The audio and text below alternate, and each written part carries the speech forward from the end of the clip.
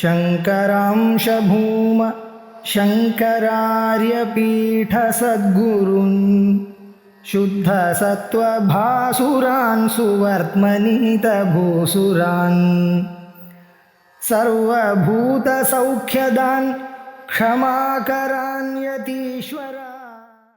ओम हरिः ओम श्री गुरुभ्यो नमः। हरिः ओम।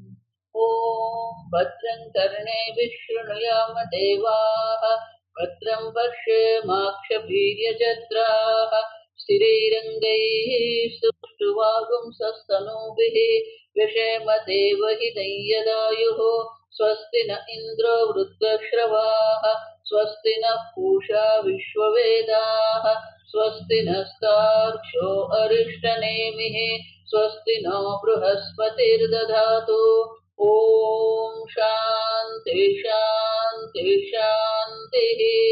ॐ सहना भवतु सहनौ भुनक्तु सह वीर्यं करवावहै तेजस्विनावधीतमस्तु मा विद्विषावहै।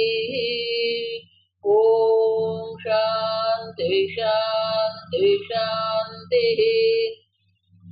सदाशिवसमारम्भां शङ्कराचार्यमध्यमाम् अस्मदाचार्यपर्यन्तां वन्दे गुरुपरम्पराम्। श्रुतिस्मृतिपुराणानाम् आलयं करुणालयं नमामि भगवत्पादं शङ्करं लोकशङ्करं। शङ्करं शङ्कराचार्यं केशवं बादरायणं सूत्रभाष्यकृतौ वन्दे भगवन्तौ पुनः पुनः। ईश्वरो गुरुरात्मेति मूर्तिभेदविभागिने व्योमवद्व्याप्तदेहाय दक्षिणामूर्तये नमः। निधये सर्वविद्यानां विषजे भवरोगिणां गुरवे सर्वलोकानां दक्षिणामूर्तये नमः। ॐ नमः प्रणवार्थाय शुद्धज्ञानैकमूर्तये निर्मलाय प्रशान्ताय दक्षिणामूर्तये नमः।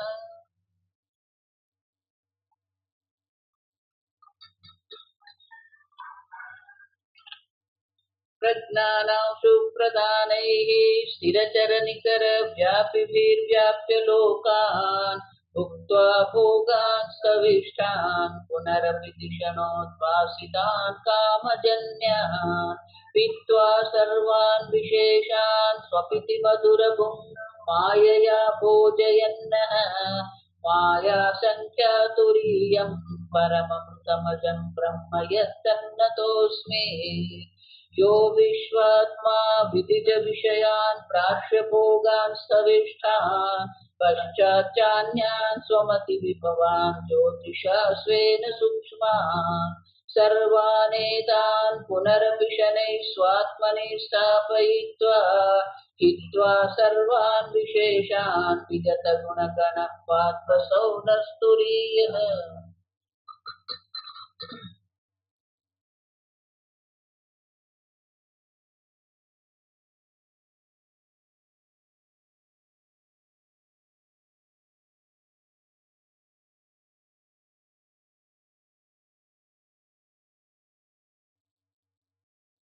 यत्र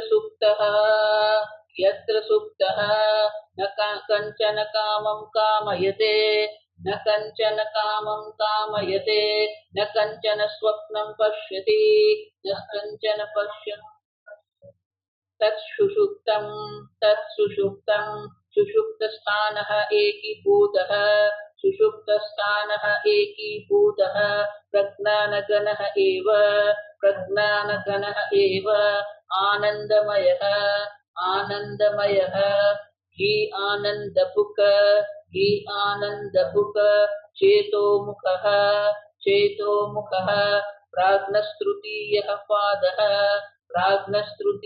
पादः।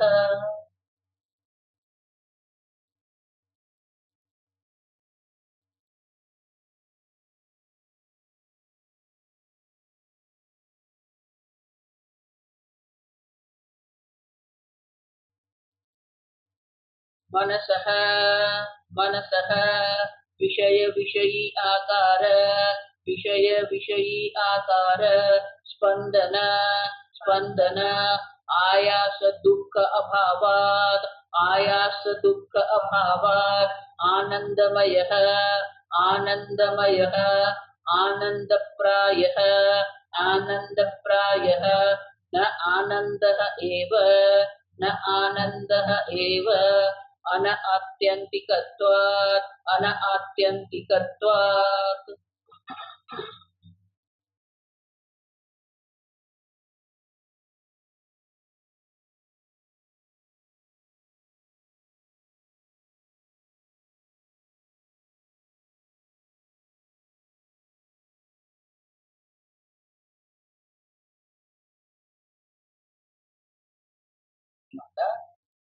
तृतीय पाद की बात कर रहे हैं।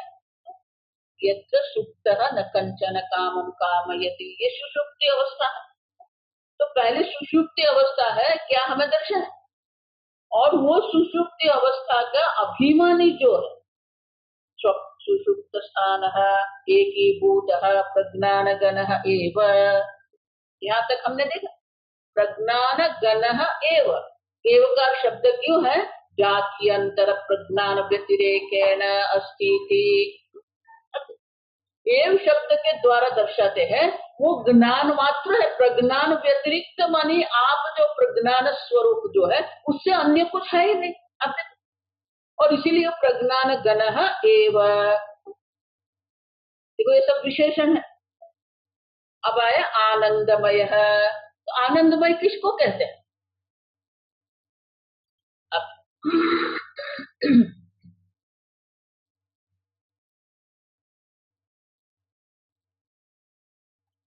प्राज्ञस्य, वो आनंद गिरी कहते प्राज्ञस्य आनंद विकारत्व अभावे कथम आनंदमयत्व विशेषणम। ये मयट प्रत्यय जो होता है आनंदमय अन्नमय, तो ये मयट प्रत्यय जो है उनके दो अर्थ है, एक मयट प्राचुर्य मयट विकार है। प्राचुर्य माने कि उनकी अधिकता होती है, तो अधिकता के अर्थ में भी हम मयट प्रत्यय का प्रयोग कर सकते हैं, विकार के अर्थ में भी कर सकते हैं। अन्नमय जब हम कहते हैं तो अन्न का प्राचुर्य है, अन्न से ही ये स्थूल शरीर उत्पन्न हुआ है, अन्न से ही उनकी स्थिति होती है और अन्न में ही वो लय हो जाता है। तो अन्न का प्राचुर्य होने के अन्न का विकार है ये। तत्वबोध में कहते हैं ना अन्ने न जायते, ये शरीर अन्न से उत्पन्न हुआ है, तो ये अन्न का विकार है। ये शरीर स्थूल शरीर जो है वो अन्न का विकार है और इसलिए उनको अन्नमय कहते हैं। आप समझ, तो यहाँ भी क्या कहा आनंदमय है। तो ये आनंदमय जो है, तो मयट प्रत्यय क्या है, तो बोले विकार है क्या। तो इसलिए ये आनंद गिरी महाराज कहते हैं प्राज्ञस्य आनंद विकारत्व अभावे। ये प्राज्ञ जो है उनमें कोई विकार नहीं हो सकता, निर्विकारी होता है। आप समझो, तो वो निर्विकारी है तो फिर उसको मयट प्रत्यय कथम आनंदमयत्व विशेषणम इत्याशंख्य। तो हम ऐसा कैसे कह सकते हैं कि ये आनंद का विकार है। तो बोले विकार अर्थ जो है मयट प्रत्यय का वो यहाँ संभव नहीं है। स्वरूप सुख अभिव्यक्ति प्रतिबंधक दुख अभाव प्राचुर्यार्थत्व मयट गृहीत्वा विशेषण उपपत्तिम दर्शयति। तो देखो शंकराचार्य जी ये हमें नहीं दर्शाएंगे। तो आनंदगिरी महाराज कहते हैं कि मयट प्रत्यय का जो अर्थ जो है वो विकार के अर्थ में नहीं लेना है, प्राचुर्य के। प्राचुर्य मानी उनकी प्रधानता है, अधिकता है। प्राचुर्य का अर्थ होता है प्रधानता या अधिकता, और इसीलिए कहते हैं स्वरूप सुख अभिव्यक्ति आदि। आप आनंदमय है, आपका स्वरूप है, सुख आपका स्वरूप है। और ये जो बुद्धि होती है वो बुद्धि में चित्त का जो प्रतिबिंब पड़ता है तो उसी से वो चिदाभास जो है आप, तो जितने भी ये विषय सुख हम प्राप्त करते हैं वो विषय सुख जो है वो विषय सुख भी हमारे आनंद स्वरूप की अभिव्यक्ति ही है, उनके है प्रतिबिंब है। जिस प्रकार से जल पात्र में, जल में जब सूर्य का प्रतिबिंब पड़ता है और वही सूर्य के प्रतिबिंब से हम सूर्य किरण देखते हैं। आप देखो कई बार ऐसा होता है, आप महाराष्ट्र जाएंगे तो अजंता इलोरा जो गुफा है वहां पर, तो गुफा अगर आप देखेंगे पूरे वो लावा का जो बड़ा पहाड़ है, वही पहाड़ को उन लोगों ने क्या कर दिया है, पूरी गुफा बनाई है अब। और वो इलोरा की जो गुफा है अंदर तो बिल्कुल अंधकार है। अब उस अंधकार में उन लोगों ने ये जो स्थापत्य कला जो उनकी है, अब तो ये कब से कैसे किया, आप देखो कार्विंग जो उन लोगों ने किया है वो कैसे किया है। तो ये हम लोग अनुमान करते हैं कि या तो कोई दर्पण या तो कोई जल पात्र वो द्वार में रखते होंगे, जिससे ये सूर्य की किरण प्रतिबिंबित होके क्या करते हैं, गुफा के अंधकार की निवृत्ति करते हैं। अब तो सूर्य का जो है प्रकाश जो है वो सीधा सीधा गुफा में नहीं जाएगा, लेकिन जल में वो प्रतिबिंबित होके उस गुफा को प्रकाशित करता है। आप समझो, तो जो प्रतिबिंबित जो प्रकाश है वो स्वरूप नहीं है, आप समझो, लेकिन जल की एक विशेषता है कि वो सूर्य के प्रकाश को प्रतिबिंबित करता है। अब देखो दो शब्द है अंग्रेजी में, ये दीवार जो है ना वो प्रकाश को प्रतिबिंबित नहीं करती, वो परावर्तित करती है, रिफ्लेक्शन। प्रतिबिंबित माने रिफ्लेक्शन, परावर्तित मानी क्या है, रिफ्रेक्शन। आप समझो, तो जल शुद्ध है और शुद्ध जल में ये विशेषता है कि वो सूर्य के किरण को, सूर्य को प्रतिबिंबित करता है। तो हमारा जो चिदाभास जो है, बुद्धि जो है वो सात्विक पंच महाभूत की बनी हुई है, और इसलिए वो क्या करेगी, चैतन्य को प्रतिबिंबित करती है, इसलिए चिदाभास कहते हैं। आप समझो, उसी प्रकार से आप समझो स्वरूप सुख, तो हमारा जो स्वरूप सुख जो है, हम जो आनंद स्वरूप है, वो भी तो यही प्रतिबिंबित होगा ना। जो आनंद स्वरूप जिस प्रकार से ये चैतन्य प्रतिबिंबित होता है, उसी प्रकार से ये आनंद स्वरूप है वो भी तो प्रतिबिंबित होना चाहिए। तो जिस प्रकार से जल में सूर्य प्रतिबिंबित हुआ है, उसी प्रकार से ये चिदाभास में भी क्या होगा, प्रतिबिंबित होना चाहिए सुख। लेकिन क्या होता है, तो ये आनंद गिरी महाराज कहते हैं सुख स्वरूप अभिव्यक्ति प्रतिबंधक। अगर वो जल जो है, जल पर अगर हम ढक्कन रख देंगे तो क्या होगा, वो प्रतिबिंब का प्रतिबंधक हो गया, क्योंकि सूर्य का प्रतिबिंब वहां पड़ेगा ही नहीं, क्योंकि प्रतिबंधक है। प्रतिबंधक मानी जो उनको कुछ होने से उनको अटक रहा है। तो सुख स्वरूप आप है, तो जिस प्रकार से चैतन्य की अभिव्यक्ति होती है, उसी प्रकार से सुख स्वरूप की भी अभिव्यक्ति होनी ही चाहिए, लेकिन वो प्रतिबंधक है। आप और वो प्रतिबंधक क्या है, सुख स्वरूप अभिव्यक्त प्रतिबंधक दुख। आप जागृत अवस्था में, स्वप्न अवस्था में क्या होता है, हमें हमारी जो बहिष्प्रज्ञ जो है, अंतः प्रज्ञ जो है, वो विषय ग्रहण करते हैं। आप तो हम विषय ग्रहण करने से तो सुख दुख के भाव हमारे अंदर होते हैं, जिसके कारण विचलित और विक्षेप जो हमारे मन में होते हैं, उसके कारण क्या होगा, जो सुख स्वरूप जैसा है उसे प्रतिबंधित हो गया, दुख क्या हो गया, प्रतिबंधक बन गया। यहाँ पर सुख स्वरूप की अभिव्यक्ति के लिए प्रतिबंधक कौन है, ये दुख का जो हमारा भाव है। आप समझो, दुख मानी जो भी हमारे मन में भाव है, विक्षेप है, विचलन है, हताशा है, निराशा है, और इसलिए क्या होगा, जैसा हमारा सुख स्वरूप जो है वो अभिव्यक्त वही का वही नहीं होगा। और इसलिए आनंदगिरी महाराज कहते हैं कि सुख स्वरूप प्रतिबंधक दुख अभावात। अब जागृत अवस्था में, स्वप्न अवस्था में जो है मन बहिष्प्रज्ञ अंतःप्रज्ञ होने के कारण क्या होगा, ये प्रतिबंधक रहेगा। और प्रतिबंधक होने के कारण सुख स्वरूप जो है वो अभिव्यक्त नहीं होता। अब सुषुप्ति अवस्था में क्या होगा, दुख अभावात, उसका अभाव है। अब क्यों, न कंचन कामम कामयते। देखो सुषुप्ति अवस्था की व्याख्या क्यों किया गया है, क्योंकि वहां न तो जागृत अवस्था, न कंचन कामम कामयते, ये जागृत अवस्था, न स्वप्नम कंचन स्वप्नम पश्यते, स्वप्न भी नहीं देख, माने स्वप्न अवस्था भी नहीं है। तो हमारे सुख स्वरूप को प्रतिबंधक करने के लिए जो जागृत अवस्था, सुषुप्त अवस्था जो है और स्वप्न अवस्था जो है वो दोनों नहीं है। इसलिए शंकराचार्य के भाष्य का आरंभ कहां से था, दर्शन वृत्ति अदर्शन वृत्तयो हो। अब दर्शन वृत्ति मानी कि जागृत अवस्था है, अदर्शन वृत्ति मानी स्वप्न अवस्था है। अब दोनों का यहाँ पर क्या हो गया, अभाव हो गया। तो हमारे सुख स्वरूप को अभिव्यक्त होने से जो प्रतिबंधक जो स्वप्न अवस्था जागृत अवस्था है, दोनों का अभाव होने से क्या हो जाएगा, सुख स्वरूप अभिव्यक्त होगा। देखो इसीलिए तो हम कहते हैं ना सुषुप्ति अवस्था में सुखेन मया निद्रानुभूयते।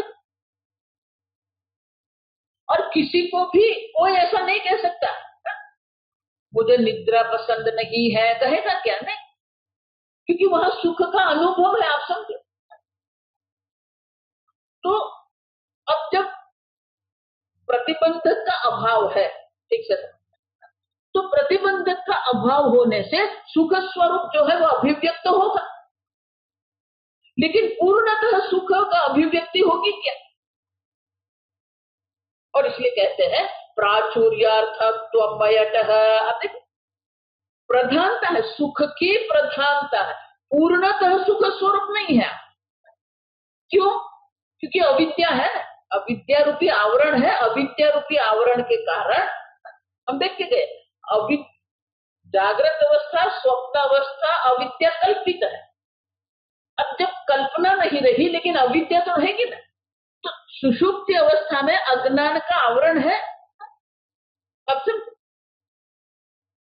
तो अविद्या के कारण जैसा सुख स्वरूप वैसा अभिव्यक्त नहीं होगा, लेकिन जो दुखादि प्रतिबंधक वो नहीं रहा है। और इसलिए क्या होगा, प्राचुर्यातम, अधिकता रहेगी। और इसलिए कहते हैं ये मयट प्रत्यय जो है वो विकार के अर्थ में, जैसे अन्नमय है प्राणमय है, उसमें जो विकार के अर्थ में यहाँ मयट प्रत्यय जो है वो यहाँ नहीं है, आनंदमय है। सुषुप्ति अवस्था जो है वो आनंदमय है, क्योंकि आनंद की प्रधानता है। और इसलिए कहते हैं प्राचुर्यार्थम मयट प्रगृहीत्वा, गृहीत्वा मानी शंकराचार्य जी ये मयट प्रत्यय का प्राचुर्य अर्थ ग्रहण करके विशेषण उपपत्ति दर्शयति। ये सुषुप्ति अवस्था का जो विशेषण है, कौन सा विशेषण है, आनंदमय है। उनकी योग्यता, उपपत्ति मानी वो तर्कबद्ध है, योग्य है, उचित है, वो दर्शाते हैं मनसः इति। क्यों मनसः, जो हमने कहा कि प्रतिबंधक है ही नहीं, लेकिन शंकराचार्य सीधे सीधे प्रतिबंधक नहीं ऐसा नहीं कहते। वो क्या कहते हैं, मनसः विषय विषयी आकार स्पंदन। जागृत अवस्था में जागृत अवस्था में स्वप्न अवस्था में क्या आता है, ये मन का स्पंदन होता है, माने कि मन विषयाकार बनता है। बाहर पुष्प विषय है और मन वो पुष्पाकार बनता है, और विषयी आकार माने दोनों है, विषयाकार भी है विषयी आकार भी है, और वही मन का स्पंदन है। आप सब अब सुषुप्ति अवस्था में क्या होगा, आकार स्पंदन आयास दुख अभावात। मन में किसी भी प्रकार का आयास नहीं है, प्रयत्न नहीं है, तो मन का स्पंदन है ही नहीं। देखो उनका अर्थ क्या हुआ, ये मन के स्पंदन का जो आयास है वही हमारा दुख है। आप समझो, मन में जो हम ये करते रहते हैं ना वही हमारा दुख है। मन एवं मनुष्याणाम कारण बंध मोक्षयो। हमारे मन में जो ये सब स्पंदन होते हैं उसी में हम अहंता ममता करके बैठे हैं जो हमारे दुख का कारण। अब वो दुख का कारण जो मन का स्पंदन जो है वो है ही नहीं। आयास अब दुख अभावात आनंदमय है। अब ये मयट प्रत्यय का जो प्राचुर्य अर्थ है ना उसको कहने के लिए शंकराचार्य शब्द प्रयोग क्या आनंदमय आनंद प्राय। अंग्रेजी में अगर कहेंगे ऑलमोस्ट हैप्पीनेस। आप समझ, पूर्ण आनंद नहीं, ऑलमोस्ट। आप क्योंकि ये प्रयत्न आयास जो है ना ये प्रयत्न ही तो हमारा दुख है, ये कर्म ही तो हमारा दुख है। आप समझो, क्योंकि हमें प्रयत्न करके वो सुखी होने के लिए हम प्रयत्न करते रहते हैं, दुख से छूटने के लिए हम प्रयत्न करते रहते हैं। ये प्रयत्न ही तो हमारा दुख है। आप समझो, अब वो आयास ही नहीं है। और इसे शंकराचार्य जी कहते हैं आयास अभाव दुख अभाव। मयट आनंद गिरी समझा, मयट स्वरूप अर्थत्वात् आनंदमयत्वम आनंदत्वमेव किम न स्यात्। तो बोले आनंद की प्राचुर्यता है, ऐसा क्यों कहते हो आप? आनंदमय ही है आप बोल दो ना, वहां आनंद ही है, क्योंकि वो प्रतिबंधक नहीं है। जल का प्रतिबंधक नहीं रहेगा तो वो सूर्य प्रतिबिंबित वहां होगा। उसी प्रकार से अगर यहाँ आयास और दुख का अभाव जो है तो प्रतिबंधक नहीं है तो वो पूर्ण सुख स्वरूप ही अभिव्यक्त होगा, ऐसा आप बोल देना। ये प्राचुर्य क्या करते हो? और इसीलिए शंकराचार्य जी कहते हैं आत्यंतिकत्वात्। वो आत्यंतिक नहीं, आत्यंतिक मानी स्वरूप है। आत्यंतिक मानी उनका कभी अंत नहीं होता है, जिसका कोई अंत नहीं है, जिसकी कोई मर्यादा नहीं है, उसको आत्यंतिक कहते हैं। देखो गीता में 6ठे अध्याय में भगवान कहते हैं ये आत्मा का जो सुख स्वरूप क्या है, सुखम आत्यंतिकम यत्तत। ये जो आत्मा जो है वो क्या है, आत्यंतिक सुख स्वरूप है। अब सब आपको सुखी होना नहीं है, आप सब आपको दुख से छूटना नहीं है, आप स्वयं सुख स्वरूप है। सुखम आत्यंतिकम सुखम, आत्यंतिक माने उनका कोई मर्यादा नहीं, कोई अंत नहीं, अनंत सुख है। तो भगवान कहते हैं सुखम आत्यंतिकम यत्तत, ये आत्मा है वो अनंत सुख स्वरूप है। बोले अच्छा तो देख लेते हैं हम। अतीन्द्रियम, इंद्रिय से ग्रहण नहीं होगा। बुद्धिग्राह्यम अतीन्द्रियम, देखो ये भगवान क्या कहते हैं, ये आत्यंतिक सुख स्वरूप जो आत्मा है बुद्धिग्राह्यम। देखो एक एक शब्द जो है ये आजकल के सर्व संप्रदाय जो है उसको उड़ाते हैं। आजकल के बड़े बड़े संप्रदाय कहते हैं बियॉन्ड द माइंड। ब्रह्म ज्ञान कब होगा, अब जब मन से परे हो जाए। अब भगवान कहते हैं बुद्धिग्राह्य, मनसा एव इदमाप्तव्यम। बृहदारण्यकोपनिषद में भी कहते हैं, याज्ञवल्क्य कहते हैं मनसा एव इदमाप्तव्यम। अम्मा देखो मैं कई बात पुनः पुनः आपको कहती है, ज्ञान होता है बुद्धि में ही, वो ब्रह्म ज्ञान है या जगत का ज्ञान है, लेकिन ज्ञान का जो साधन है वो एक ही है, जो हमारा मन है, हमारा अंतःकरण है, हमारी बुद्धि है। आप समझो, ब्रह्म ज्ञान भी वहां ही होना है। आप समझो, तो इसलिए भगवान क्या कहते हैं, ये अनंत सुख स्वरूप जो आत्मा है वो बुद्धि ग्राह्य है, बुद्धि के द्वारा ग्रहण करने योग्य।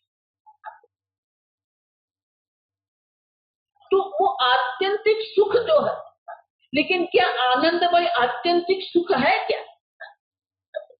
और इसलिए शंकराचार्य जी क्या था, न आत्यंतिकम। तो प्राचुर्य क्यों बोलते रहे, तो आप स्वरूप ही बोल दो ना। तो ये आनंद गिरी महाराज कहते मयटः स्वरूपार्थत्वात्, ये मयट शब्द जो है प्राचुर्य के अर्थ में नहीं, स्वरूप के अर्थ में ले लो ना। क्यों, आनंदमयत्वम आनंदत्वमेव, आनंदमय माने आनंदत्व, सुख स्वरूप है। किम न स्यात्, ऐसा क्यों नहीं है। तो शंकराचार्य जी उनका उत्तर देते हैं अनात्यंतिकत्वात्, क्योंकि वो अनंत नहीं है। आप समझो क्यों, नहीं सुषुप्ते है निरूपाधिक आनंदत्वम प्राज्ञस्य अभ्युपगंतुम शक्यम। अब क्यों नहीं है, तो आनंद गिरी देखो शंकराचार्य जी क्या होते हैं, वो तर्क दे दिए आपको, तर्क दे दिया। वो अनंत सुख नहीं है, इसलिए आनंद का प्राचुर्य हम कहेंगे, आनंद स्वरूप नहीं कहेंगे। तो आनंद गिरी हमें समझाते हैं सुषुप्ते न सुषुप्ते, आप सुषुप्ति अवस्था में निरूपाधिक आनंदत्वम प्राज्ञस्य न अभ्युपगंतुम शक्यम। देखो न पहले, वो न कहाँ लाना देखना पड़ेगा। अयोग्य स्थान पर अगर आपने न रख दिया तो वाक्य बदल जाएगा।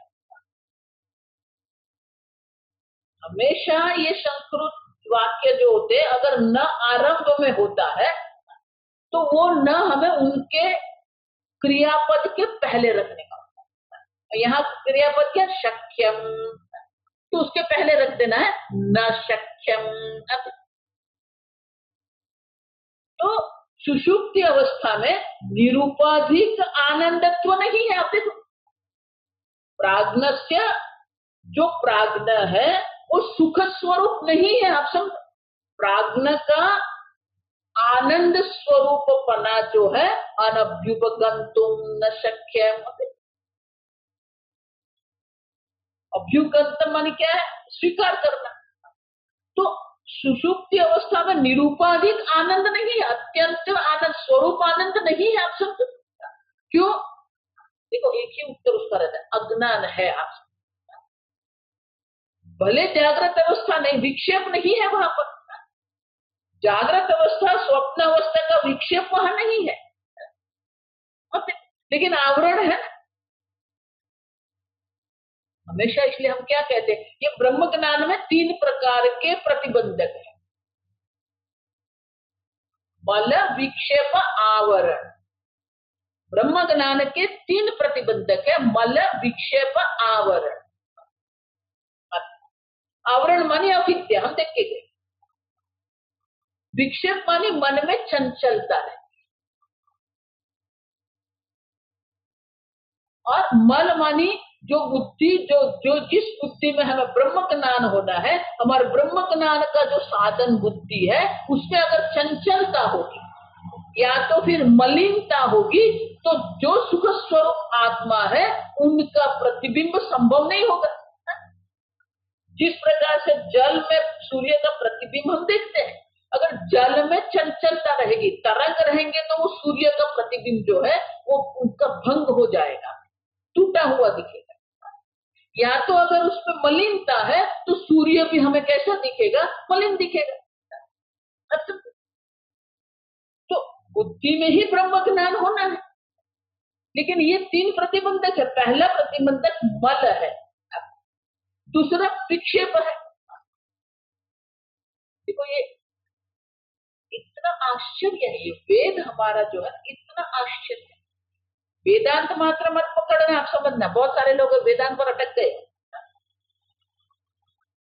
हमें संपूर्ण वेद की आवश्यकता है, इसलिए साधन पंचक का आरंभ भी कहां से होता है, वेदो नित्यमधीयता। अब शंकराचार्य ऐसा नहीं कहते वेदांत नित्य पढ़ो, क्या कहते हैं, वेदो नित्यमधीयता तदुदितम कर्म स्वनुष्ठीयता।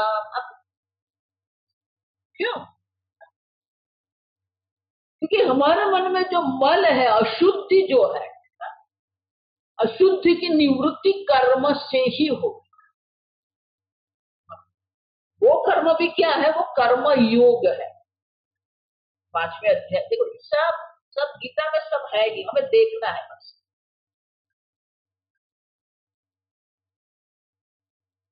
कायेन मनसा बुद्ध्या केवल इंद्रियैः योगिनः कर्म कुर्वन्ति संगम त्यक्त्वा आत्मशुद्धये। 5वें अध्याय में भगवान क्या कहते हैं? ये योगी कर्म कर रहे हैं काया के द्वारा, इंद्रिय के द्वारा, मन के द्वारा, बुद्धि के द्वारा। योगिनः कर्म कुर्वन्ति, लेकिन कैसे करते? संगम त्यक्त्वा, न कर्म में आसक्ति है न कर्म फल में आसक्ति है, मानी कर्म योग है। क्यों कर रहे हैं ये कर्म योगी लोग? आत्मशुद्ध ये, आत्मा मानी आत्मा को शुद्ध नहीं करना, आत्मा मानी कि ये मन बुद्धि है। तो कर्म से ही मल की निवृत्ति होती है। अब विक्षेप है, अब मन की चंचलता है, भले मन शुद्ध है, सात्विक है, लेकिन अगर चंचलता रहेगी तो भी ये ब्रह्म ज्ञान संभव नहीं है। और इसीलिए क्या है, वेद के, देखो लोग कहते हैं वेद के 2 विभाग है, 2 नहीं है, आप समझ, 3 विभाग। एक कर्मकांड है जो हमारे अंतःकरण शुद्धि के, और देखो ये तैत्तिरीय उपनिषद हम कहते हैं, वो तैत्तिरीय संहिता भी है, तैत्तिरीय आरण्यक भी है, आप समझ, और तैत्तिरीय उपनिषद। संहिता मानी कर्म है, और आरण्यक जिसको हम कहते हैं वो उपासना है, अनेक प्रकार की उपासना दर्शाती है। तो उपासना के द्वारा हमारे चित्त की एकाग्रता होगी। विक्षेप मानी अनेक, ये विक्षेप शब्द भी बहुत बढ़िया है। क्षिप मानी फेंकना, थ्रो, क्षिप मानी टू थ्रो अप, क्षिप धातु है, क्षिपति मानी फेंकता है, हिंदी में वही बोलूं। अब बी मानी क्या है? विविधेन क्षिपति विक्षेप है। हमारी बुद्धि जो है अनेक विषयों में भटकती रहती है। मानी क्या है, हम हमारी बुद्धि को अनेक विषय में फेंकते रहते हैं, विक्षिप्त करते हैं, आदत बन गई है। ये देखा, वो देखा, ये सुना, ये देखा, यहाँ गए, वहां गए। अब तो हमारी बुद्धि जो है जागृत अवस्था हो या स्वप्न अवस्था हो, अनेक विषय में भटकती रहती है, वो विक्षेप है। अनेक विषय में भटकना ये विक्षेप है। एक विषय में एकाग्र, चित्त की एकाग्रता चाहिए। अच्छा, तो चित्त की, देखो यही बात करते, मन को क्या करना है? आत्म संस्तंभन कृत्वा न किंचिदपि चिंतयेत्। हमारी बुद्धि को आत्मा में ही एकाग्र करना। अब एकाग्र क्या है? एकम अग्र अस्य इति एकाग्र है, जिसके सामने एक ही विषय है, अनेकता नहीं है, विषय की अनेकता जहां नहीं,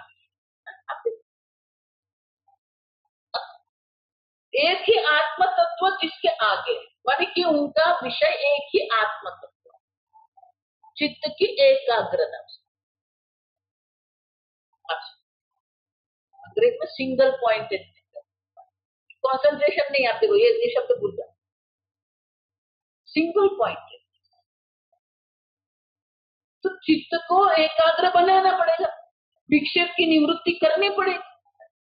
तो ध्यान के द्वारा, उपासना के द्वारा, जप के द्वारा हम विक्षेप की निवृत्ति करते हैं।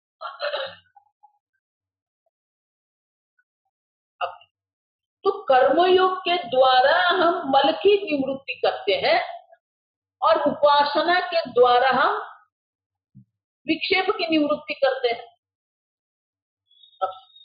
तो कर्मयोग क्या है? कर्म में देखो, कर्मयोग की 2 ही व्याख्या है, योग कर्मसु कौशलम और समत्वम योग उच्यते। तो सीधे भाषा में शंकराचार्य जी क्या कहते हैं?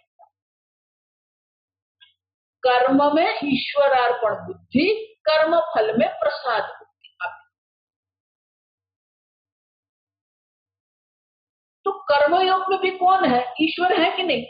हम हमारे कर्म ईश्वर को अर्पण करते हैं। हम हमारे कर्म फल जब हमें प्राप्त होता है तो ईश्वर के प्रसाद के रूप में हम उसे ग्रहण करते हैं। आजकल जो है चल रहा है, हम तो कर्मयोग, लेकिन हम secular, there is no secular karmayoga. उनका अर्थ सेक्युलर माने क्या है, ईश्वर को नहीं है, भक्ति नहीं है, उसका ऐसा। अब भक्ति के बिना, ईश्वर अर्पण बुद्धि के बिना कर्मयोग है ही नहीं। आप तो कर्मयोग में भी ईश्वर है, आप समझो। अब उपासना, उपासना किसकी करोगे? पुत्र की करोगे क्या? पति की करोगे, पत्नी की उपासना करोगे? उपासना का विषय क्या है? उपसामी प्यासनम, किसके समीप जाएंगे? नहीं, मैं तो मेरी पत्नी के समीप नहीं बैठा, मेरी पत्नी की उपासना कर। किसकी उपासना कर? उपासना का अर्थ क्या है?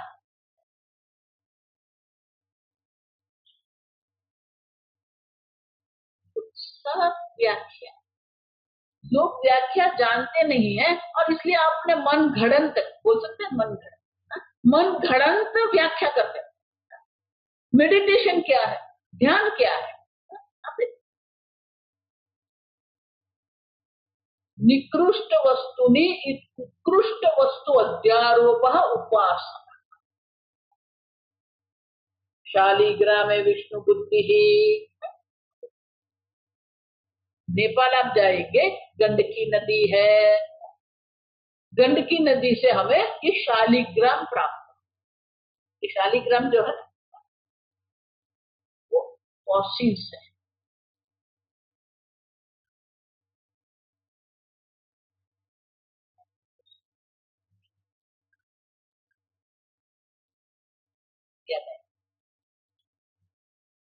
तो ये हिमालय जो है पूरा, वो क्या था, पहले सागर था वहां पर। और हमारा जो ये भारतवर्ष माने जो भारत खंड जो है, वो खिसक के वो जो मुख्य खंड एशिया खंड जो था उसके साथ वो जुड़ गया। अब जब जोड़ने की जो प्रक्रिया इतनी जोर से वो हुई कि वो जो पूरा सागर जो था वो सागर उठ गया, और वो पर्वतमाला, हिमालय पर्वतमाला बन गया। अब देखो, इसलिए वहां पर रेत है, ये सॉलिड पत्थर का पहाड़ नहीं है ये, इसलिए सब भूस्खलन भी होता रहता है, क्योंकि वहां सॉलिड कोई पहाड़ नहीं है। जो जो सागर की जो रेती जो है, वो रेती का जो पट था वही उठ के हिमालय बन गया। अब वो जो उठ के बन गया, तो सागर में जो शंख होते, चक्राकार शंख होते, देखो शंख अनेक प्रकार के होते। आप रामेश्वर जाएंगे तो वहां आपको अनेक प्रकार के शंख, तो एक शंख होता है वो चक्राकार होता है। अब वो जो उस वक्त का जो चक्राकार शंख जो थे, ये धरती कंप हुआ, ये खंड जो है हिमालय बन गया, उस वक्त ये जो शैल जो थे, शंख जो थे, वो पत्थर बन गए। अच्छा, वो सब पत्थर बन गए। इसलिए जब ये शालिग्राम को हम तोड़ते हैं तो उसमें ये शंख होते हैं, तो वो हम चक्र कहते हैं, माने कि ये विष्णु भगवान का चक्र हम कहते हैं। अब वो तो पत्थर है, निकृष्ट वस्तु है, पत्थर है, लेकिन शास्त्र क्या कहते हैं, शालिग्राम विष्णु बुद्धि। तो निकृष्ट वस्तु नहीं, उत्कृष्ट वस्तु आरोप उपासना। तो उपासना में भी कौन है? ईश्वर है कि नहीं है? ध्यान में कौन है? ध्यान का विषय कौन है? सगुण ब्रह्म मानस व्यापार ध्यान। सगुण ब्रह्म मानी जो भिन्न निमित्त उपादान कारण ईश्वर जो। आजकल जो ध्यान कराते उपासना, उसमें उनको ईश्वर से कोई संबंध ही नहीं है। इसका क्या? कर्मयोग भी भक्ति है, ध्यान या उपासना वो भी क्या है? भक्ति ही है। अब समझ में आया? इसलिए मैं कहती हूँ कि भक्ति का कोई विकल्प नहीं, कर्मयोग के द्वारा ही मल की निवृत्ति होती है, उपासना द्वारा ही चित्त के विक्षेप की निवृत्ति।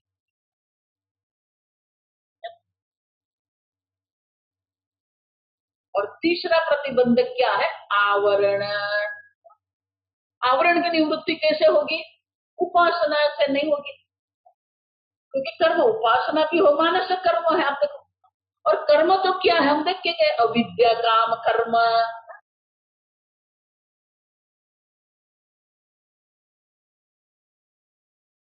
क्या है?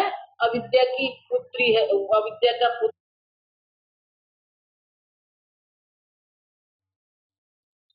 कर्म अविद्या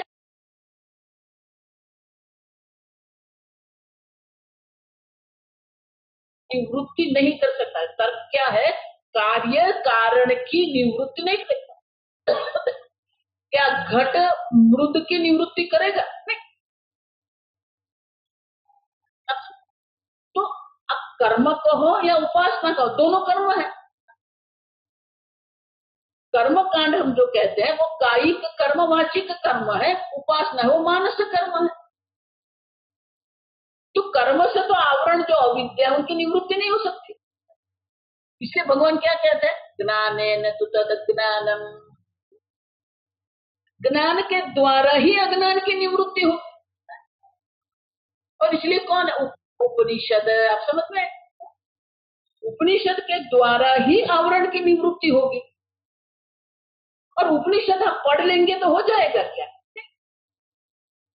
गुरु के पास बैठ के शास्त्र श्रवण करना पड़ेगा। अब देखो, इसलिए विवेक, वैराग्य, भक्ति, कर्मयोग, उपासना, ये सब बहिरंग साधन।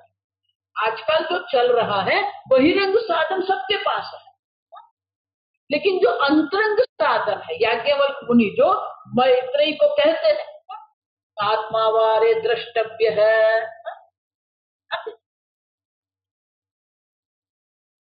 आत्मावारे आत्मा के दर्शन, दर्शन माने आंख से नहीं देखना है, सब आत्म साक्षात्कार करना है। लेकिन कैसे करेंगे? श्रोतव्य, मंतव्य। तो श्रवण, मनन और निधिध्यासन जो है वो अंतरंग साधन, आवरण की निवृत्ति।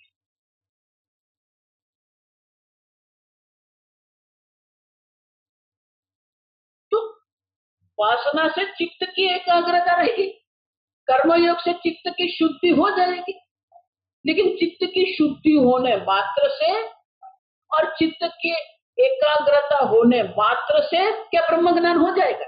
नहीं होगा, क्योंकि वो आवरण है। और इसीलिए यही बात है कि प्राज्ञ है, लेकिन जो प्राज्ञ जो है वो प्राज्ञ में अभी आवरण है। आवरण है तो फिर अनंत सुख की अनुभूति संभावना नहीं है। वहां पर सुख की अनुभूति है, आप समझो। नहीं सुषुप्ते निरूपाधिक आनंदत्वम प्राज्ञस्य। आप समझ में आए? क्योंकि वो अविद्या का आवरण है। अविद्या के आवरण के कारण प्राज्ञ से प्राज्ञ का निरूपाधिक आनंद का अनुभव संभव नहीं है।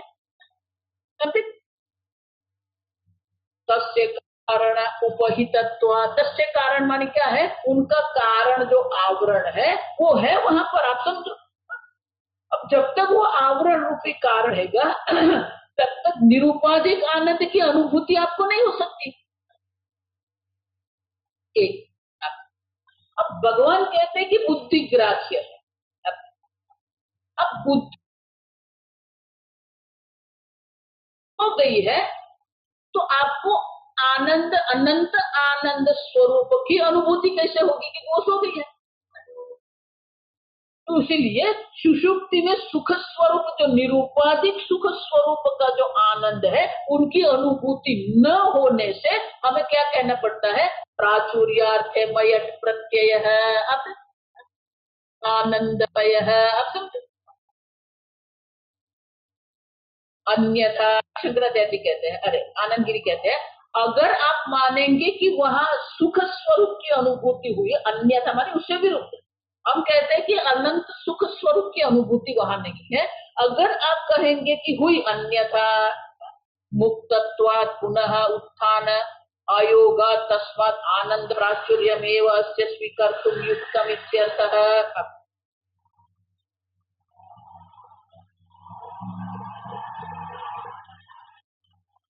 अन्यथा मुक्तत्वात्, अगर है तो फिर क्या हो गया? आपको एक बार ही सो जाना, आपको क्या हो गया? ब्रह्म ज्ञान हो गया। क्यों? वो अनंत सुख स्वरूप की अनुभूति हो गया। तो न उपनिषद की आवश्यकता है, न गुरु की आवश्यकता है, न शिष्यत्व की आवश्यकता है। सो जाओ, ब्रह्म उत्थान अयोगा तस्मात् आनंद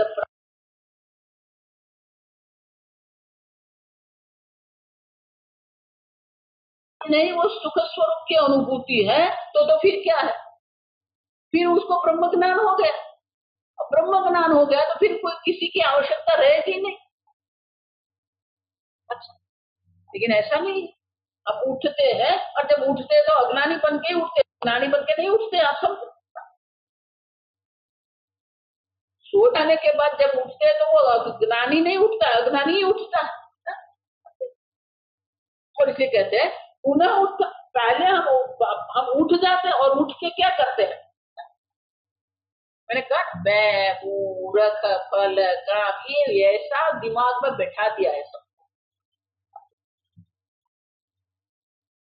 और इसलिए कहते हैं कि अगर वो सुख स्वरूप होगा तो उठने के बाद वो क्या कहेगा? मैं आनंद स्वरूप। बोलता है क्या? नहीं बोलता। अयोगा, यो अयोगात माने कि वो अनुभव नहीं है उनका। उठने के बाद पुनरुत्थान। तस्मात् आनंद प्राचुर्यम एव अस्य स्वीकर्तुम युक्तम। और इसीलिए आनंदमय मयट प्रत्यय है, उसको प्राचुर्य के अर्थ में स्वीकार करना ही योग्य है, युक्त।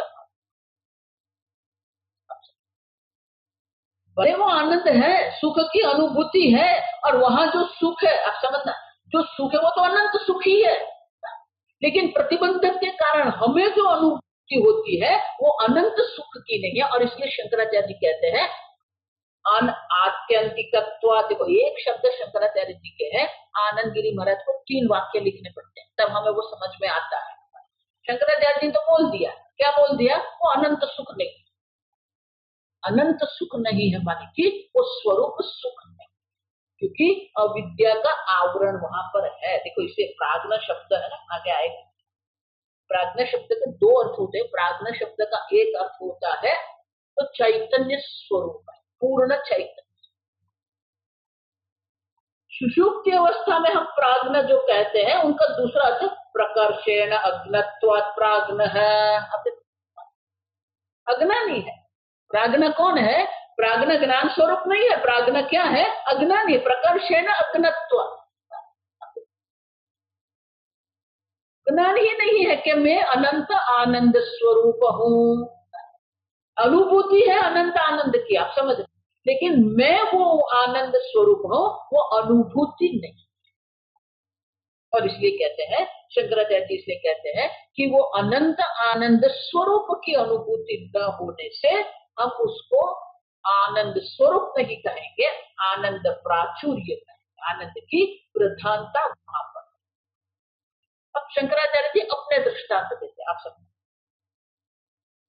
यथालोके, वाक्य पढ़ना, यथालोके यथालोके निरायास स्थितिः निरायास स्थितिः सुखी सुखी आनंद भुक् उच्यते आनंद भुक् उच्यते। यथालोके। अब शंकराचार्य जी आनंद भुक् कहते हैं। आनंदमय माने कि वहां सुषुप्ति अवस्था में आनंद का प्राचुर्य, और वो प्राचुर्य आनंद माने कि पूर्ण आनंद नहीं है। आप सब, वो प्राचुर्य आनंद का अनुभव करता है। तृतीय पाद जो है वो आनंदमय है, माने कि उनमें आनंद का प्राचुर्य, प्रधानता, अधिकता। उतना ही नहीं, वो आनंद को अनुभव भी करता है। आनंद भुक्, आनंदमय भी है और आनंद भुक् माने आनंद को भोगता है। क्यों? यथा लोके। देखो कई बार ऐसा होता है, घर में कोई प्रसंग होता है तो बहुत प्रयत्न करते हैं, आयास से, देखो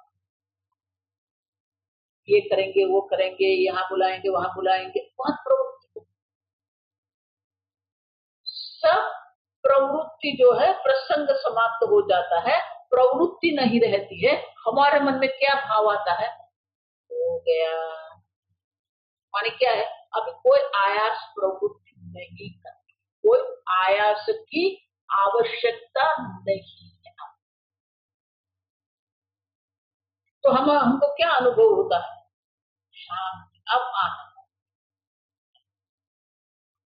इसके शुक्राचार्य जी कहते हैं यथा लोके, शुक्राचार्य जी कहते हैं कि कुछ नया नहीं, आनंदमय, आनंद की प्राचुर्य की जो हम बात कर रहे हैं, जहां पर क्या है, आयास दुख अभावात, आयास रूपी दुख का अभाव है, वहां न कोई प्रवृत्ति है न कोई आयास है।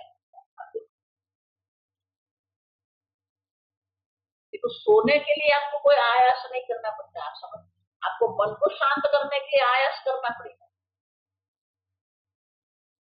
ऐसी चद्दर होनी चाहिए, ऐसी गद्दी होनी चाहिए, पंखा 2 पर ही होना चाहिए, एसी 25 ही, ये सब बाहर सब व्यवस्था करते हैं। सो जाने के बाद कोई है ही नहीं, सोने में कोई आयास नहीं आ सकता, निरायास। लेकिन वो जो सुख का अनुभव जो है वो क्या है, प्राचुर्य है, स्वरूप नहीं है। आयास रहित होने पर भी वो पूर्ण आनंद तो है ही नहीं। क्यों, यथा लोके निरायास स्थिति ही, लोक में भी हम देखते हैं निरायास स्थिति ही, जब कोई आयास रहता ही नहीं, निरायास स्थिति, आयास मानी मेहनत करना, कठिन करना, कर्म करना, आयास करना। जब किसी की निरायास स्थिति होती है, बहुरी है, निरायासा स्थिति ही यस्य सह निरायास स्थितः, जिसके लिए कोई विशेष आयास करने की आवश्यकता नहीं, ऐसी स्थिति वाली जो व्यक्ति है वो क्या कहेगी, सुखी। कोई आयास नहीं, आराम से बैठे, अब करते हैं, अब करना भी चाहिए आपको, आप निरायास स्थिति में रहो करेगा। इसलिए मैं कहती हूँ ना, दिन में 10 मिनट आप शांति से बैठो, निरायास करो, बैठो ना, न जप करना है, न प्रार्थना करनी है, न चिंतन, आप बैठो, साक्षी भाव में बैठो। कोई मन में वृत्ति उठती रहती है, उठने दो।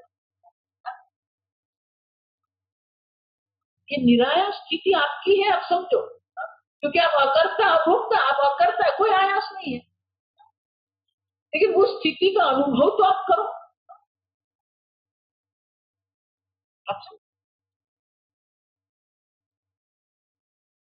अगर नदी है, आप नदी के किनारे पर जाके बैठ जाओ, बस कुछ नहीं कर, वहां जो हो रहा है उसको आप देखते रहो,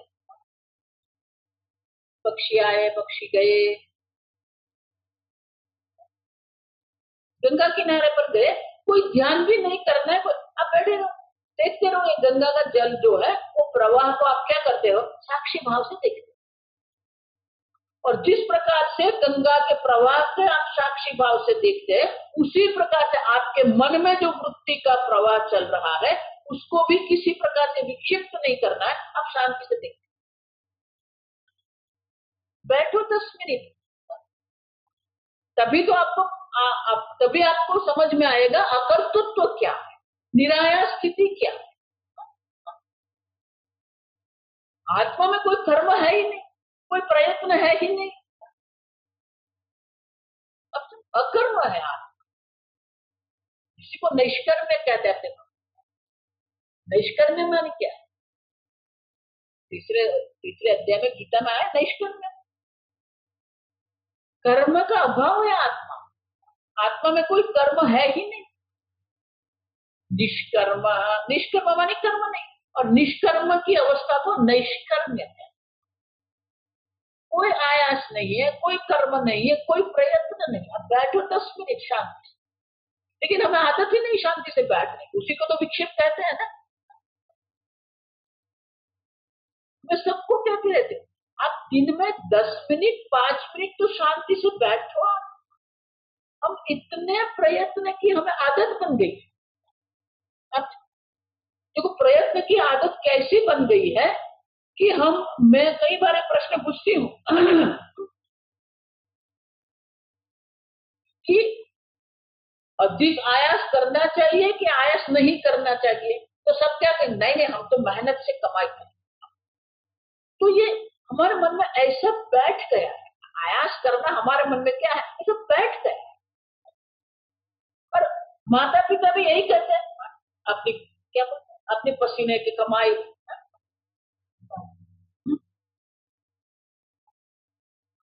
तो ये हमारी बुद्धि में कर्म आयास ऐसा बैठा गया कि निरायास होना तो हम क्या सोचते हैं, निकम्मे हो गए, समझ रहे? तो निरायास होना माने निकम्मेपना नहीं है, ये आपका स्वरूप है। और इसलिए कहते हैं निरायास स्थिति ही, कोई आयास नहीं। आपके घर के पास अगर कोई नदी नहीं है, कोई उद्यान है, आजकल ये शहर में होता है, नगर पालिका वाले बहुत सारे उद्यान बना के रखते हैं, जाओ उद्यान में बैठो, कई लोग आते हैं, वॉकिंग कर रहे हैं, बच्चे खेल, आप साक्षी भाव से क्या करो, देखते रहो जो हो रहा है, उनको देखते रहो। घर में मत करना, घर में निराश स्थिति नहीं होती है, क्योंकि वो घर में आप इन्वॉल्व हो जाते हैं। इसलिए मैं कहता हूँ कोई कुदरती नैसर्गिक स्थान जो होता है ना, वहां जाके आप बैठे, फिर देखिए आपकी निरायास, आपको कुछ नहीं। और जैसे बाहर के परिस्थिति को आप देख रहे हैं साक्षी भाव से, धीरे धीरे फिर आपके मन में भी क्या कर दो, उस मन के वृत्ति के प्रवाह में भी वो साक्षी भाव निरायास, बहुत आनंद आएगा आपको, क्योंकि वो आपका स्वभाव है। प्रयत्न करना आपका स्वभाव नहीं है। देखो इसलिए बहुत सारे लोगों को वेदांत क्यों जचता है, कुछ करना नहीं है ना। तो बहुत सारे लोग मेरे पास आके भी बोलते हैं वेदांत तो पढ़ना, लेकिन करना क्या है। भगवान कहते न कर्तृत्व न कर्माणि कर्मयोग से वैराग्य, कर्म फल से वैराग्य है वो कर्मयोग, कर्म से वैराग्य है वो संन्यास है, वो वेदांत। कर्म देखो, इसलिए उपनिषद में भी कहते हैं परीक्ष्य लोकान कर्मचितान ब्राह्मण निर्वेदमायात। कर्म से जो हम संचित करते हैं, सबके प्रत्यय कर्म सहित सबके प्रत्यय उनके मन में क्या होता है, निर्वेदम वैराग्यम आयात। क्यों? उपनिषद भी यही कहते हैं, यद्यथा कर्मचितः लोकः क्षीयते। कर्म से आप जो भी संचित करते हो वो अनित्य होता है।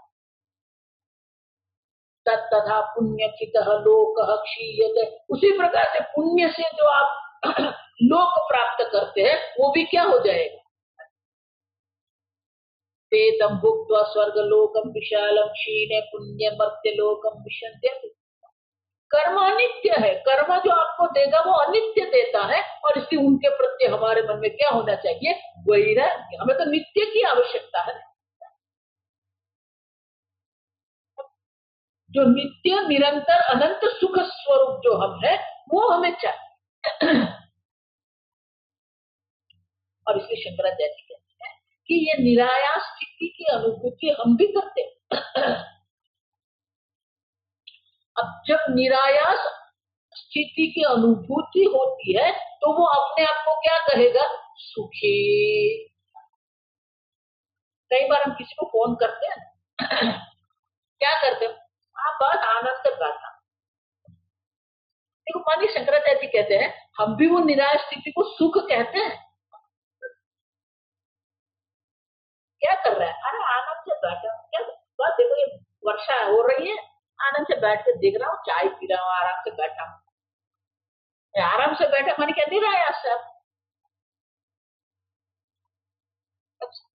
इसलिए शंकराचार्य जी कहते हैं कि लोक में भी ये हमारा अनुभव है, जो निराया स्थिति वाला जो होता है वो कहता है मैं सुखी हूँ, उसी को क्या कहे? आनंद भुक उच्यते। आनंदमय आनंद भुक, वो आनंदमय भी है माने आनंद की प्राचुर्यता भी है, वो आनंद का उपभोग भी करता है।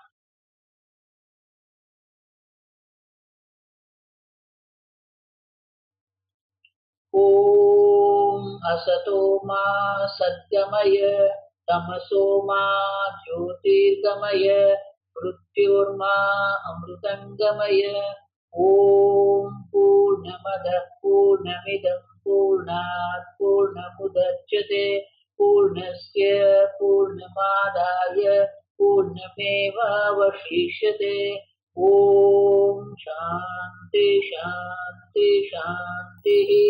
हरि ओम। श्री गुरुभ्यो नमः। हरि ओम।